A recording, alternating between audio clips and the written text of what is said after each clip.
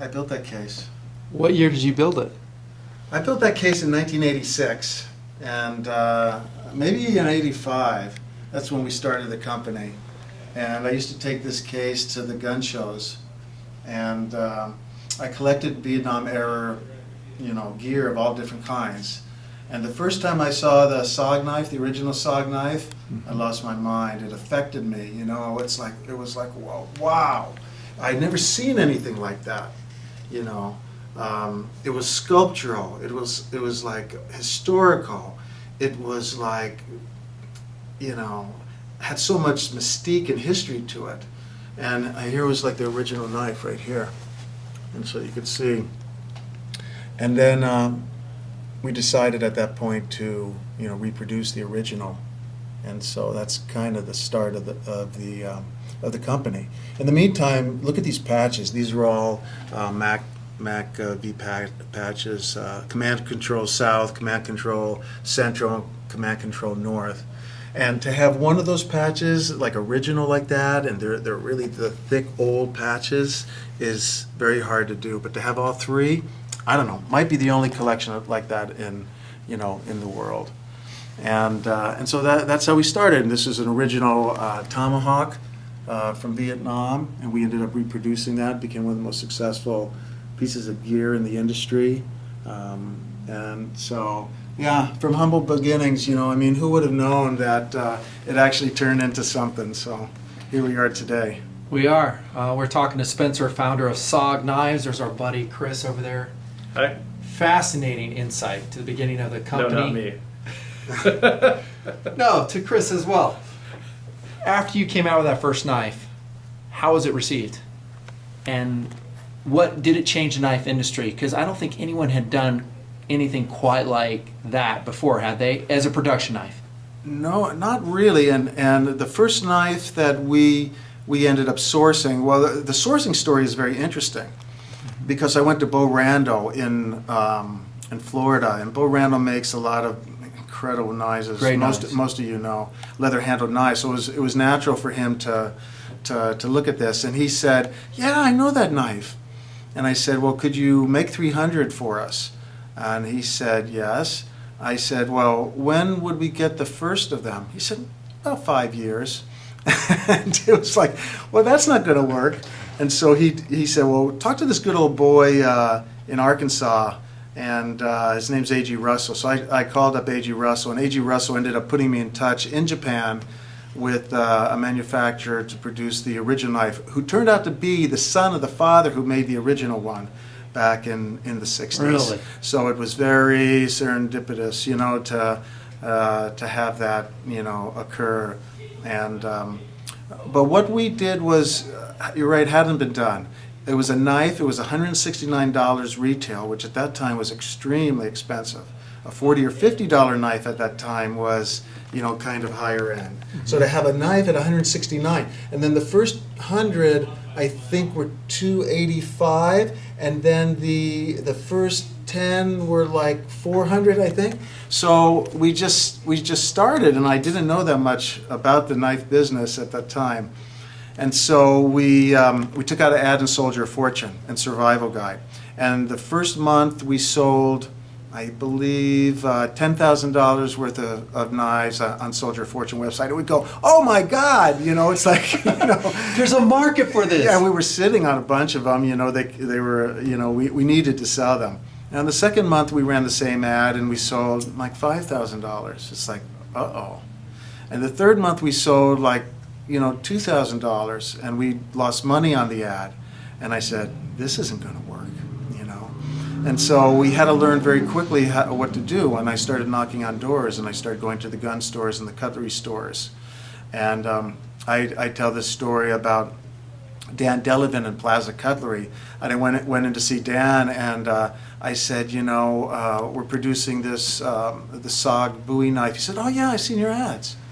And he said, "I'm kind of interested. I've had people asking me about this." And I said, "Well, I'd like to sell you, a starting packet." He said, "Well, what does that involve?" I said, "Well, 6 pieces." And he said, "I don't want to buy 6 pieces." He said, "I want to buy 3 pieces." I said, "Well, the minimum 6 pieces." And he said, "I'm only going to buy 3 pieces." I said, well, today is your lucky day. The minimum is 3 pieces. So that's how we learned. Gotta pay some bills. That's how gotta we learn. That's how we learned, to knock on doors, and we were quick studies, and we talked to a lot of people, and produced a quality product and started a following. And so we sold that original knife, and then we did a stainless version, and we started selling the Trident knife. And the Trident is just a fabulous brand, and something Absolutely. that we're still selling today in many variations. And so that was a lucky, good move that of naming that. And somehow we understood that brand is so important. And there was an instinct about it. It's that brand reigns supreme. And something happened in this industry, just as a side note, like I don't know, I'd say about 7 to 10 years ago. It used to be you went into a knife store and you would see lots of folders all together, and you'd see fixed blades together, and you'd see, pocket knives together. And there weren't many who were showing selections in another way. One of them was Excalibur Cutlery in the Northwest region, a great retailer. And they had all of the Sog knives together, and they had all of the Benchmade knives together, and they had all of everybody's knives together. And I said, that's it. You've got to showcase the brand, because this is an intricate business. There's a lot of technical information to know about, and there's not that many people willing to do the research. So they start to trust the brand, to have done the homework for them. And that's really what has been adopted by most retailers today, is they're grouping things by the brand. And so we've understood that for a long time, and Sog as a brand, and we're always cognizant of Sog as a brand, and and respecting the brand and growing the brand and offering different products and different product lines within the brand, and we're doing that to a wider and wider audience today.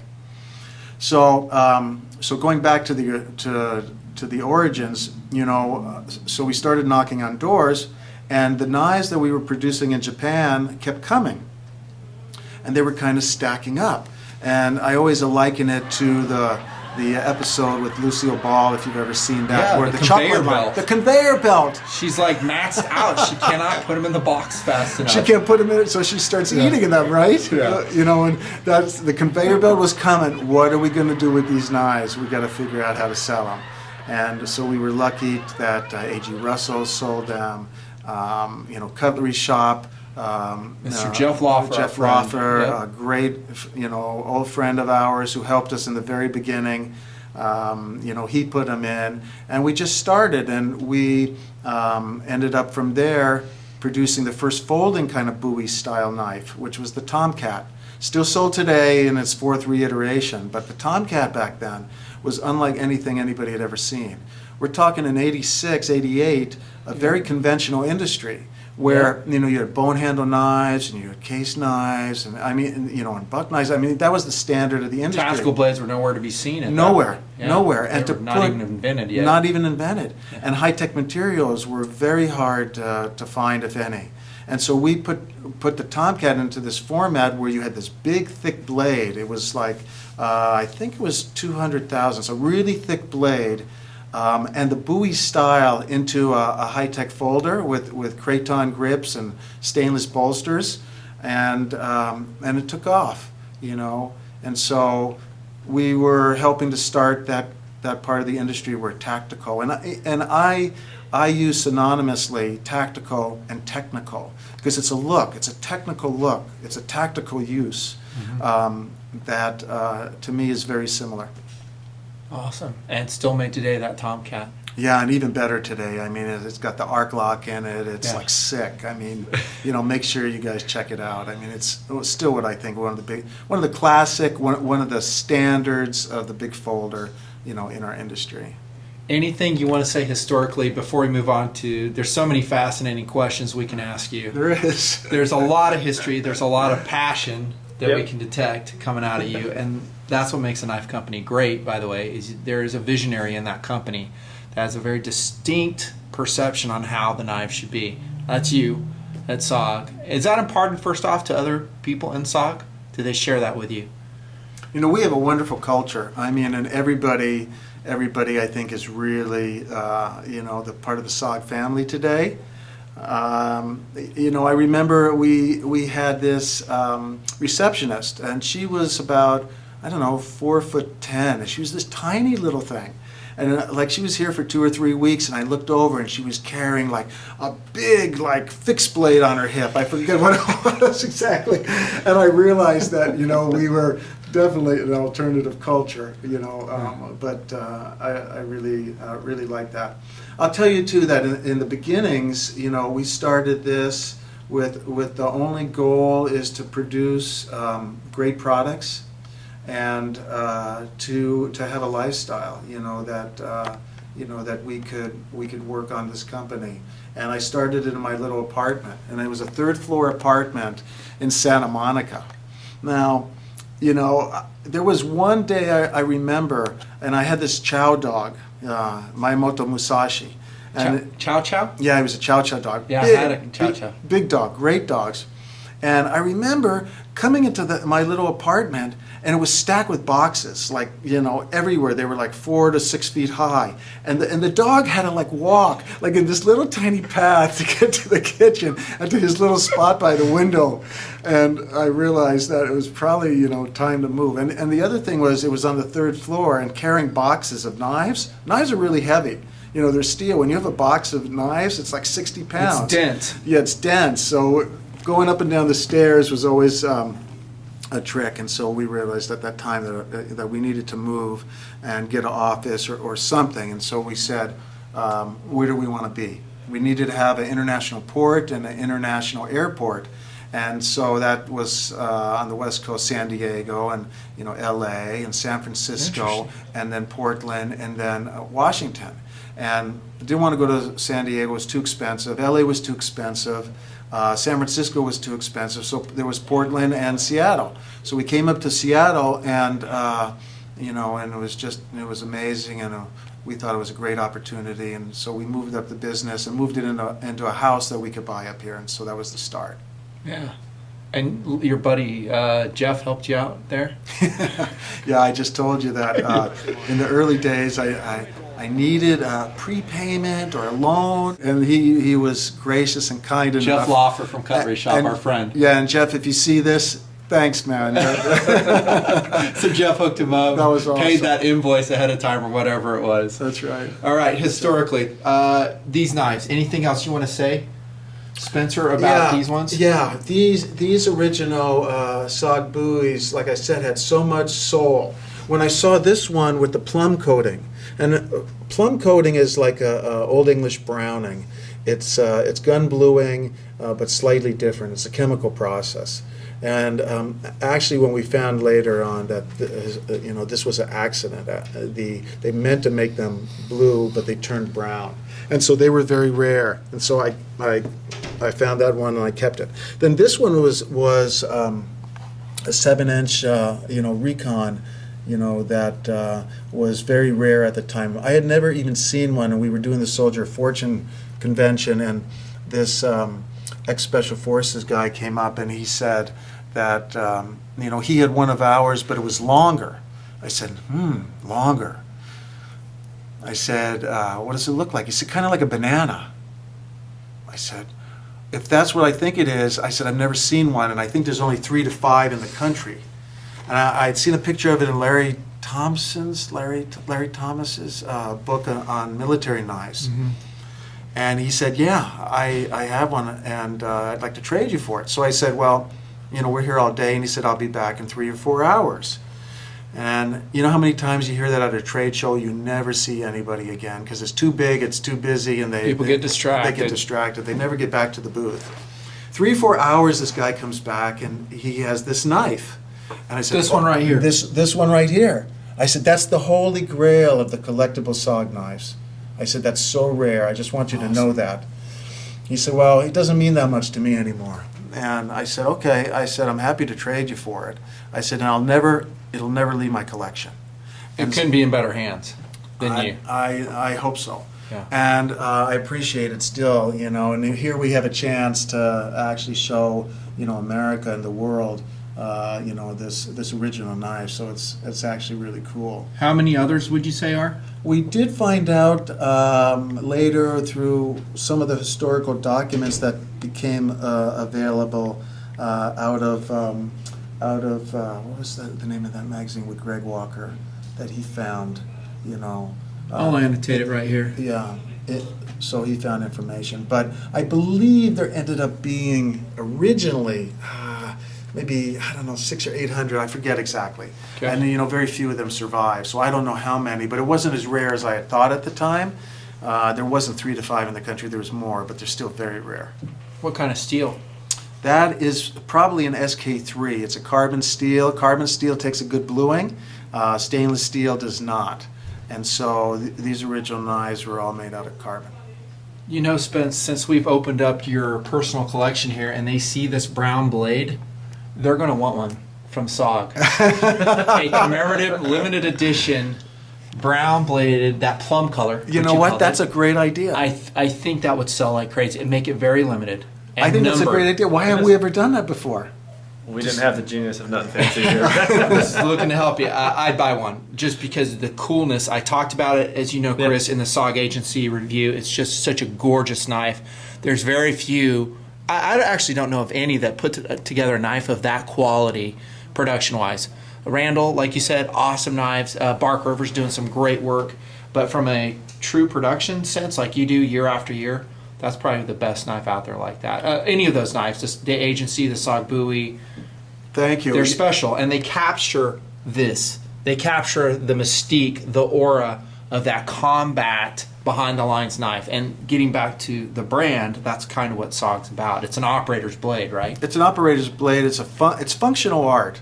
I mean, that's to me kind of what it comes down to. It's for users, it's for operators, but it doesn't mean that it can look great.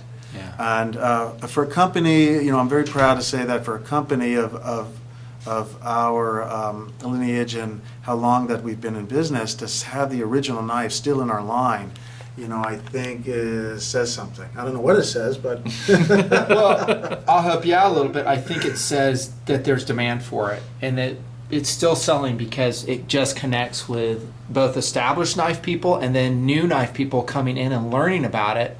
A lot of them here in the Nut Fancy Project, for instance, never knew about an agency knife. They never knew about the history of these knives and what that springboarded off of. When a guy learns about that, and someone who's appreciative of tools, of knives, of guns, people like ourselves, they connect to it. And when they connect to it, they want it. It's because you hold it, you just look at it, and I don't know. I say you fondle it, and it gives you joy. well, The knife. one of my criterias about coming out with a product or a new product is how I feel about it. And when I hold it in my hands and I have that feeling, I know it's a winner. And I mean, you have more successful products than others for sure, but we haven't had many dogs over the years, and partly it's because, they work well, they're innovative, and they look good. And I think that all has been, part of Sog's formula for success. Have you been happy with your Os 8 steel across the line? I love it. I think it's great. It's a good performing steel. It's good rust resistance. You cryo it ever since, I don't know, how long have you been doing that? A long time. I think it's 2007, 2006. Well, that's when we started talking about it, but Okay. we've been cryoing a long Okay. time, before most. And the AUS 8 steel is like you said, it's just a great working steel, at an affordable price. Because we can do lots of different things, right? I mean, you can create the best knife in the world and be able to sell a few of them, but it's too expensive. So part of the success and part of the formula is making it affordable. And so you see that Sog products offer quality at an affordable price. Mm-hmm. They do all that. That's where we want to be. And it delivers value.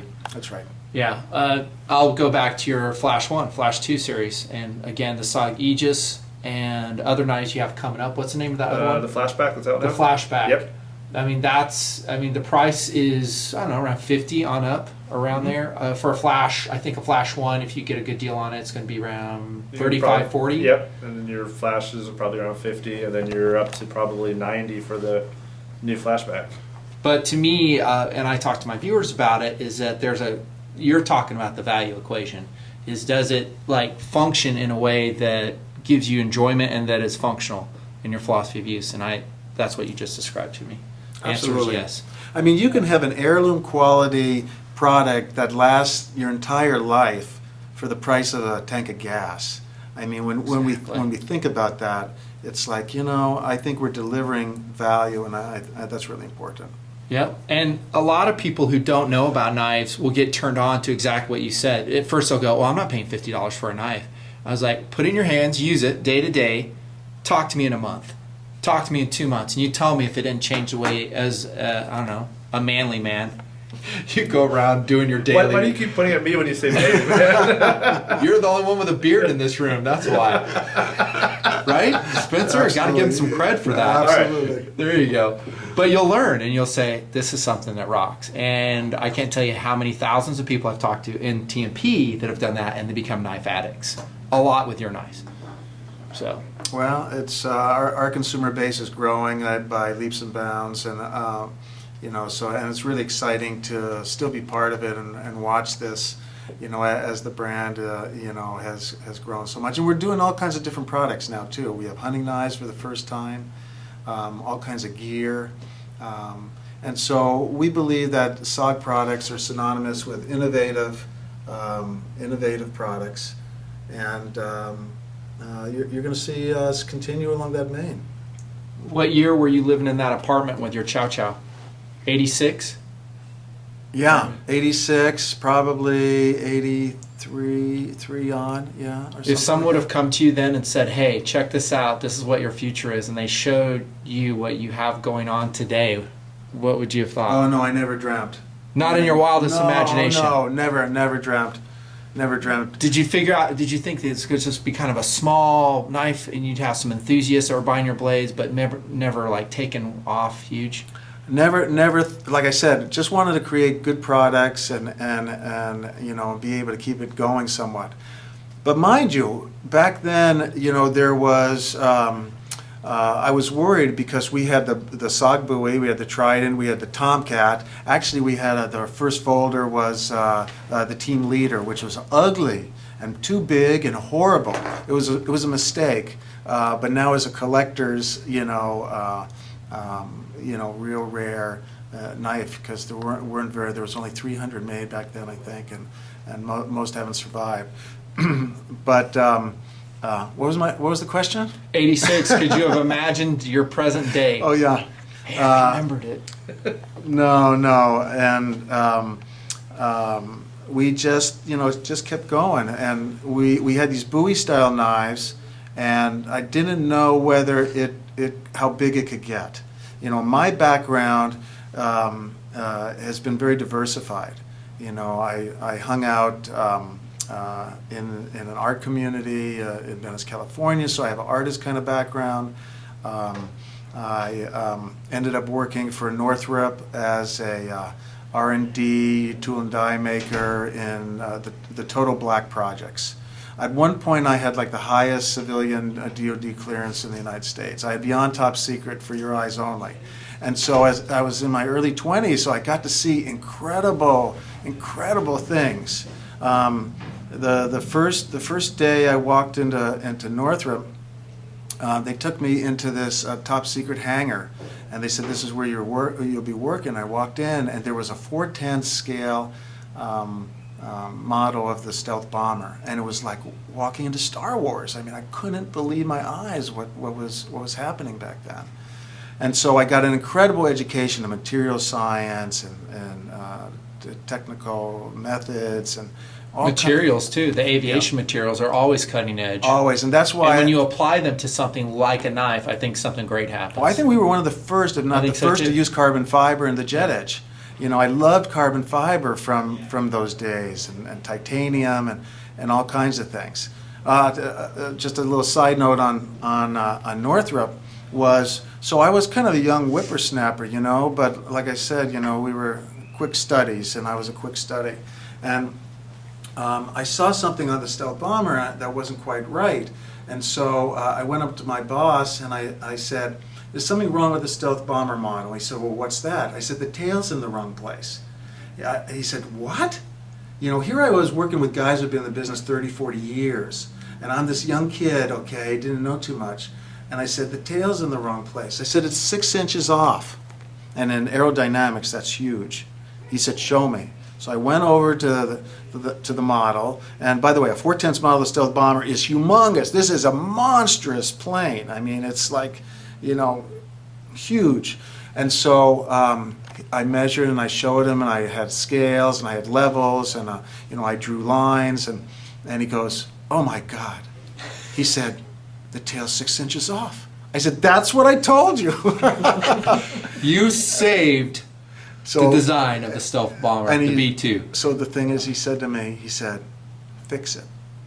So he didn't give anybody else the job to fix it. He gave the job for me to fix it. And so that was what I did. And I became the third man in that department, you know, within 2 years. And so I got a great education in high tech, you know, and that look, and I love that. So when we're working on products, you know, that's kind of my, you know, kind of my thinking. That's kind of what I like. And at the time in the industry, there was very few people doing it. I mean, we could say that maybe Spyderco, you know, was high tech, you know, kind of new with the metal handles. But we brought a kind of even more of a high-tech sensibility, and it just hadn't been done. Now, the funny thing is that the whole industry started to evolve that way. So on one hand, like, the timing was just right. We were able to influence the industry and also, you know, benefit from the industry and the consumer changing to a much more high-tech kind of mentality that also carried through into the traditional knife business. So, you know, that was timing is everything, and that was a great time to start, you know, where we did. And I think cultural influences have something to play. You mentioned that about people accepting the tactical blade, that it becomes more known. You go back in movie history, for instance, like the Rambo series. No one had ever seen a knife like that character had shown John Rambo. I mean, the greatest movie of all time to display a knife. That's what I'm saying. And it influenced thousands of people because they wanted a knife like that, and it started some thinking that heretofore had never been portrayed on the silver screen. And then once something that happens, it kind of starts a cultural revolution. And then manufacturers get on board, and you have some great blades that are actually functional and artistic at once. And it's accepted, and then you have a whole entirely new culture develop, and that's what we're seeing now, right? Yeah, it's very established. This tactical culture in the knife industry is very established. It's a mature industry today. Oh, so here's an interesting talking about. I told you he'd be on a roll, Chris. I say we're just going to get this guy on a roll, and he's just going to go. No, I've never done this. I've never done this before. Okay, you're doing great. So back talking about movies, when we were in LA, I wanted to give a knife to Arnold Schwarzenegger, just because I thought he was cool, you know? Sure. And so we went to his office, and he wasn't there, and I gave him one of the original Sog buoys, black blade, and it had a presentation box, a beautiful oak box, and as they all came out with that at the time. And so I left it there, and then he sent me a little note back and an autographed photograph saying, you know, thank you very much, you know, and that was it. So, but I felt great, like having given Arnold, okay, you know, the Sog buoy. Well, years later, I mean, many years later, a friend called me up, and it might have been Jeff Loffer. It might have been Jeff. And Jeff said to me, have you seen Terminator 2, the movie? I said, no. He says, your knife's in it. I said, get out of here. He said, no, dude. He said, your knife. Right. He said, your knife's 35 feet on the screen.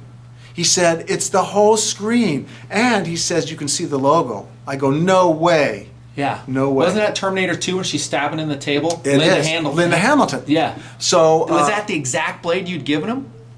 I think it was. Let's pretend it is, because that's a great story if it is. I think it was, but it had to be the reason is like he remembered, and maybe he didn't use that one, maybe he got another one. I don't know exactly. I don't know, but to have a knife like that, to have coverage. Terminator 2 was the largest budget movie of its time. It was great movie. $100 million movie when it was the first $100 million movie with all the effects and stuff, and so to have our knife as part of the plot. part of the plot to be that big and the logo. I went right to the movies and I couldn't believe it. I mean, they never told us. It was such a surprise.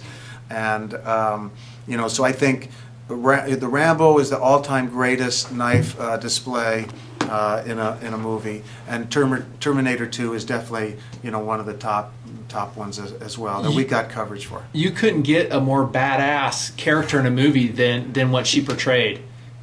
She was just so prepared, and then she worked out for months to get totally. it. And actually in our hall, did you see a picture of her? There, I have that. It was on the cover of New York Magazine, or wasn't it? Yeah, if it's out there, we can show it to you. Yeah, which is like the only time a knife has ever been on the cover of New York Magazine, because why would they? But it was Linda Hamilton talking about, her or something. She was wearing the knife. It was like, that was also so cool. She was a sexy character, very capable in role, and it was a sexy knife.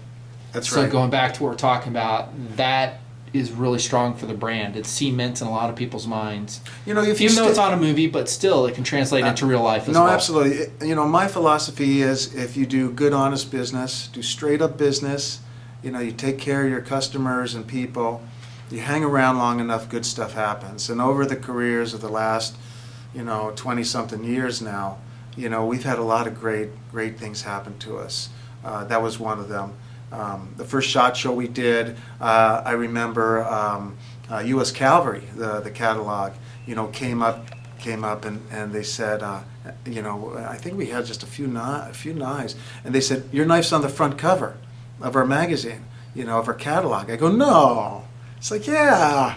It's like, and that was great too, and they sold the heck out of that for a long time.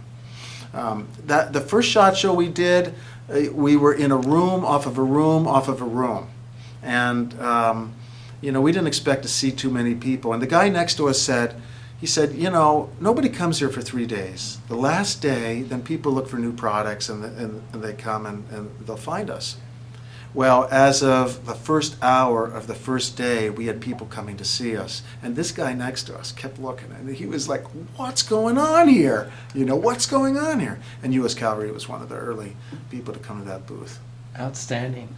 Going back to Northrop, you said that he told you to fix the tail. Yeah. Was that cool with you? Did you like that he gave you that trust and just said, hey, you're a new guy, but you found this, I think you can fix it? How did that make you feel as a new guy? I was scared, because I didn't know, I didn't know that much, of what to do exactly, but I figured it out, and the guys who were there for 20 or 30 years were like going, well, what? I go, the tail's off, and they go, what? It's like, yeah, I said, I'm going to fix it. So in order to fix it, I had to hack the thing apart and realign it and put it, and and so I did that, and I did it successfully, and that's what helped me grow.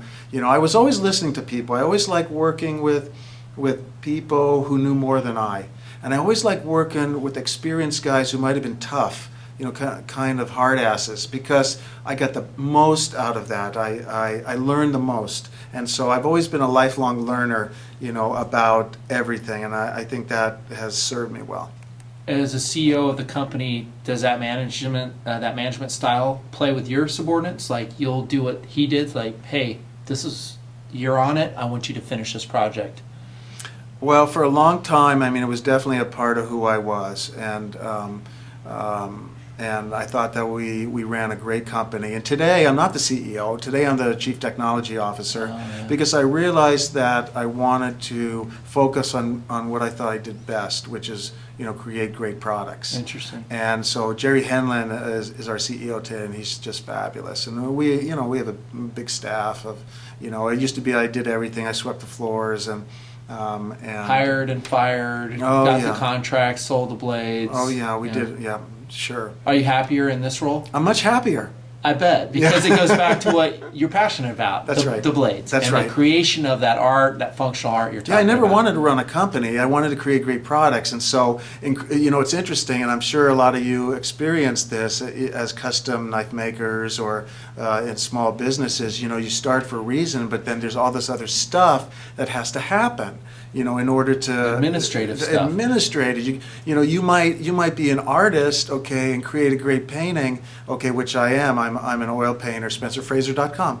There you go. But at the same time, then you have to be able to have the business of art.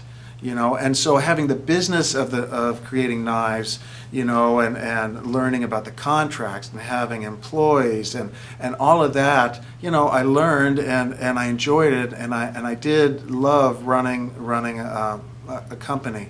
But at a time when it got bigger and bigger and bigger, it's problematic. There's heartache, and there's headache. Stressful. It's stressful. You're responsible. Trying to be profitable always. Bottom line always. All your people. You're responsible for all your staff. You have a lot of livelihoods, at stake. So that's fun on one level. But I realized for me, what the most fun was creating that product. Before I leave, I got to show you something. Okay, you ready? Yeah. Purchased in 1994.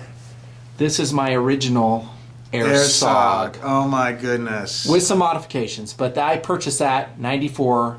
You're the designer of that knife, aren't you? Absolutely. I was the sole designer for a long, long time. Now we have such a great team that, it's a team effort. But this one was mine, and I wanted to make a lightweight Tomcat in effect, and I had the different checkering with the curved patterns, so you could tune the grip. So it'd be coarser on this side than on the back side where the fingers were. And no one had done that at that point. And, it even led to later things like DigiGrip, where I could fine-tune the grip to be more tactile in different places where you needed it. Always trying to think about something in a little different way. And the proportion of this knife was really, really good. The blade size to the handle size was optimum. Now, the Japanese told me years later, this was made in Seiki, Japan, at one of the samurai sword-making capital of the world, and and people who know knives as well as anybody anywhere, the Japanese. And they said to me years later, they said, of all the knives ever to come through here that we ever manufactured, the Sog is one of our favorites. It was the most proportionate knife. So you can see that the blade and the handle, are very close together, and it has great balance and great ergonomics to it. So thanks for showing this to me. It's been awesome. It's been a while since I've seen it, and that Bowie style blade that we were the originators of in a folding knife. That's cool. So you're taking, in what we said in your interview, kind of this style of knife, and you made it into, like you said, the Tomcat, and now the Sog, and a lot of other knives since then. But and a lot of other knives. But then I was a little worried as like how far that design could go, and so we started spreading out into other blade styles, and that was a big step. I think the Northwest Ranger might have been the first. I love the Northwest Ranger. Yeah, it's such a great knife. And so, but today, it's not only about blade shape. It's about innovation. It's about quality. It's about a lot of things. It's about cool. If there's one single thing that I want to do for the company is try to make the company and the products cool. And what does that mean? Well, it means different things to different people, but we've been successful so far, and for us it's a technical, it's an innovation, it's aesthetic, it's a balance, it's ergonomics, it's strength. It's almost intangible. Is like when you pick up let's say a SOG agency. Mm-hmm. What makes that knife cool?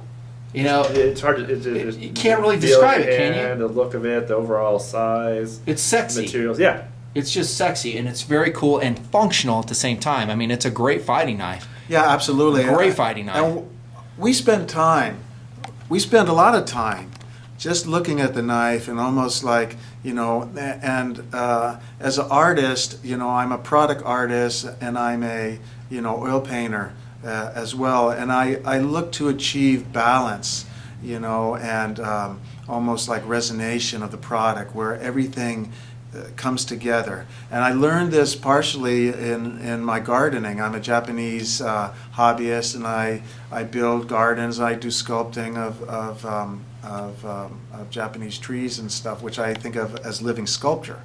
And so to me, it's this aesthetic and this feeling that I get in here. That's the only way I can describe it. I get this feeling in here, okay, when the product is there and I know that it's right. And that's when when we start moving forward with it. I love the passion. I don't think many people were doing this type of handle back then, were they? Not that The many. hard Zytel, really awesome checkering on it. I don't remember that many doing it. Not that many. I mean, There were some. There were some. I think Blackie pioneered that for Blackie Gerber. Collins was doing some. Yeah, I think he pioneered molded handles with Gerber. I think he was the first one. I don't but remember. there weren't many. Yeah, I don't remember if Lynn Thompson was doing it. He probably had some. I know Lynn was doing a lot of the Voyager was out then. Craig. He might have been doing hard plastic too. Yeah, and he does a good job too. Sure. Can we bring this knife back? And what do you I think don't of know. my mods? Maybe. Yeah, no, I like the mods. I like the clip. Of course, back then, no knives had clips. Yep. You know, well, Spyderco might have started. I shouldn't say that, but not many. And but having the clip on there and having the jimping on the back, it's like most of our knives have jimping. I love the tactile. You know, I do too. one of the things about Sog too is like many of our knives are kind of almost a little uncomfortable. You know, I mean, they're not always, wimpy. I mean, you feel them. You know, like I like a jimping that bites. I do too. I like a I do checkering too. that says something. You know. Thank you. That's our philosophy. Is that if you want to hold on to something, hold on to it.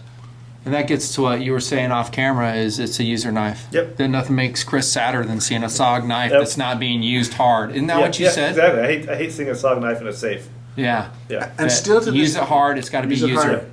And and still to this day, we have a lifetime warranty on our products. You know, we stand behind our products. We expect them to be used, okay? And and we stand behind them. And I will say from personal experience, you do just that. Long before I started TMP, I had sent some knives in that had some issues, and I got it returned within a week, fixed. It's good to hear. Awesome We're service. not always And that's going perfect, back but to we like try. the mid '90s. We're talking that it's been that way with Wow. some. Wow. So I'm here because I'm a fan. Nice. So maybe, just maybe, we'll see an updated version of the extremely lightweight and How still. about assisted? Assisted. Yes, I like it. Assisted opening Hall of Famer Air Sog. If you guys want it, thumbs up this video and let Sog know. Whether a you good see him at a idea. trade show, you call him up on the phone, say we want to It's a see an good Air idea. Sog. Chris, get that on the Yeah, list. OS 8 steel jimping. They'll put one of their cool clips on it and assisted opening, adjustable pivot. Bang. Yep. Done. That's going to be a perennial bestseller. It would be. Yes. Yeah, thank you. Great talk, Spencer. Anything else you want to tell the world about Sog Knives? Well, give me 5 minutes and I'll think about it. You are, of course, watching the Nut Fancy Project. He is going to go into my Impressive Humans playlist. Spencer, that was a great talk. Okay. For being the visionary that you were. Well, the visionary you are for Sog Knives. I appreciate the opportunity to talk about it. It's I don't like I said, this is the first time that I've really sat down and recounted some of these crazy stories and crazy experiences that got us here today. On the other end of this camera are thousands and thousands of Sog knife lovers. And from them to you, thank you for the great blades. We love the blades. We like what you're doing. We'll continue to support you. We'll keep her going. There It's you go. only going to get bigger and better. There you go. Nut Fancy Project. Thank you, Chris. Thanks for coming by. That's Spencer, founder of Sog Knives. Appreciate This is it. TMP, signing off. See ya. Dude, here we go. US I got a quarter. key knife and a quarter. So I'll just put it in the fire right there. One hand. Look at that. There's no Sog Super Bowl. Oh, check that out. We need to get that out and show these guys. And they've seen it before, but they don't cut themselves. Right. So we're going to Tridents here.